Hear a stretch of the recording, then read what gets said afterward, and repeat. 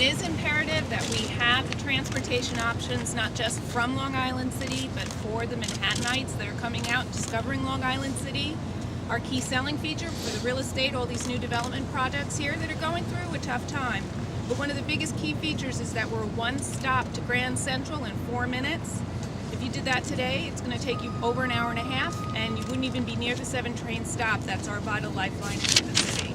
So I hope we do come up with some very positive alternatives for both from Manhattan to Long Island City to Manhattan.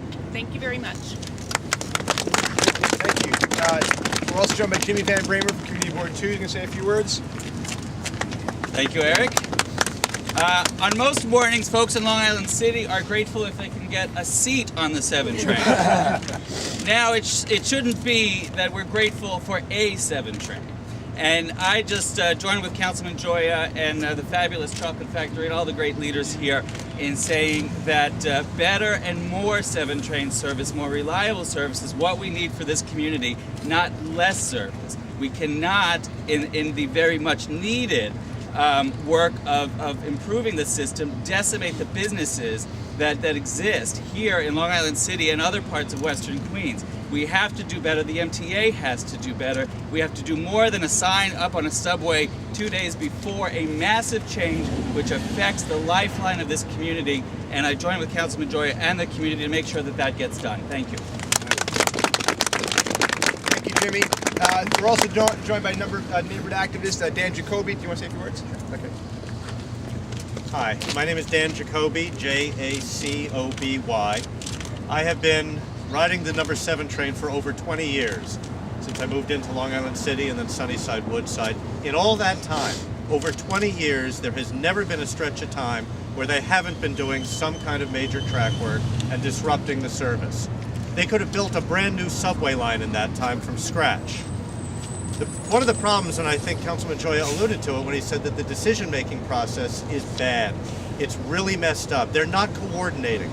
Many of you may remember in the 90s when they took 4 years to rip up all the tracks and replace them, and then once they finished that, they decided that the viaduct in Sunnyside under the tracks was crumbling and needed to be repaired, and it was 3 more years of ripping up the tracks. These are the kinds of decisions that we need to stop. We need to open up the MTA's decision-making process to the public. We need to know what's going on so that we can prevent exactly what's happening from happening in the future. Thank you. Thank you. Thank you. And thank you all very much for coming out. We're joined by Brent O'Leary. Thank you very much, Brent, for being here. And all of you, thank you. We can't have everyone speak. The press will stick around if you want to talk to them afterwards. But it really is important that the neighborhood shows strength and that folks come out and say how important the number 7 train is. There's strength in numbers, so I appreciate everybody taking a little time for a Sunday morning to be with us. Very happy to take some questions. I have a question. MTA's finances are so bad, they're talking about raising fares to $3. Lots of neighborhoods have lots of problems. Why should the MTA potentially promote, I guess, the fare increase to accommodate the needs of one neighborhood in Long Island? It's a great question. Let me say a few things. One, and I talked about the MTA workers a second ago, the folks who are working through the night to try to make the train safe and to try to make sure that they do run. If the MTA executives and if the MTA board worked half as hard as the MTA workers, we wouldn't be in this mess. And so you have a board and executives who continually make bad decisions. I have proposed ways for the MTA to raise over $1 billion by better utilizing their assets. They have an office on 46th Street and Madison Avenue, some of the most expensive real estate anywhere in the entire world, and they have executives who have offices bigger than most people's apartments here.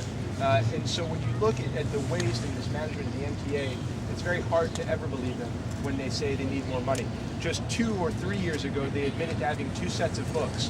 One set of books that they show us, and one set of books that they actually do to run their company. I mean, that's something that Bernie Madoff would say, not something you expect a government official to be saying in a hearing. And so I think when you look at the MTA, you look at an organization that all too often is non-transparent and non-responsive to the needs of the public. I think that New Yorkers are pretty smart, and they're willing to tighten their belts. They're even willing to pay more if they're getting a good service. The concern I think that all of us have is that we continue to pay more and we continue to get less. There's no assurance that our dollars are being well spent. And on the point that it's just one neighborhood, well, it's not just one neighborhood. We happen to know this the best, but there are other neighborhoods across the city that are being underserved. And when you look at Long Island City, too long the waterfront in New York City was ignored. Unless you worked on a factory, you never actually got to see the East River. This is a neighborhood that is poised to be really a great neighborhood. It is already a great neighborhood, but really the best chance that our city has of reclaiming the waterfront and building a neighborhood where the middle class can actually thrive. When the MTA shuts off the 7 train for 9 weekends in a row, you heard it. The people who live here, the people who work here, the people who are trying to start businesses here suffer greatly.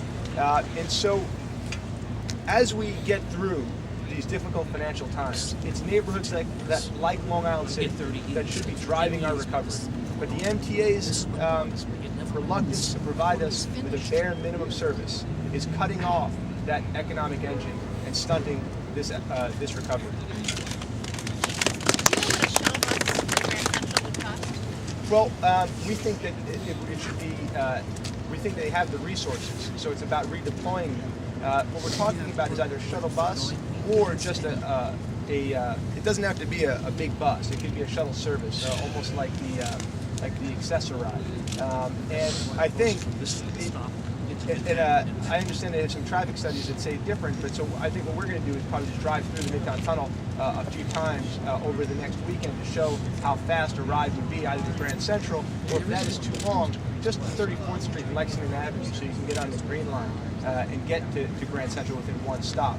I believe that it should cost the MTA nothing to do this. They have the resources. It's about redeploying them in a way that mitigates the dramatic impact that no 7 train has on the people of Western Queens. Any other questions? Thank you all very much for coming out today. Happy New Year.